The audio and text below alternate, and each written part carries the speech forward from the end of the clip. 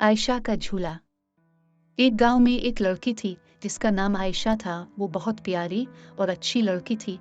वो हमेशा सच बोलती थी, बड़ों की इज्जत करती थी। इसके घर के साथ एक बाग था। बाग बहुत खूबसूरत था। वहाँ एक दरख्त पे एक झूला था। आयशा रोजाना अपनी दोस्त अन्नम के साथ वहाँ जाती और झूला झूलती। वह अन्नम उसे रोजाना झूला झूलाती। एक दिन अन्नम अपने मामू के घर गई हुई थी। आयशा बाग में झूला झूलने चली गई, लेकिन इस दिन इसे झूला झूलाने वाला को न था। वो बहुत उदास हुई। अचानक इसने देखा कि एक बहुत खूबसूरत चिड़िया इसके कंधे पर आके बैठ गई और बोली, चू चू चू। प्यारी आयशा, तुम उदास क्यों हो? आयशा बोली, आज मुझे झूला झूलाने वाला को नहीं है, इसलिए मैं उदास हूँ। चिड़िया बोली, आयशा तुम बहुत अच्छी हो, तुम्हें मैं झूला झूलाती हूँ। चिड़िया ने आयशा को खूब झूला झूलाया। आयशा बहुत खुश हुई। अगले दिन अन्नम भी वापस आ गए। फिर तीनों मिलकर झूला झूलने लगे।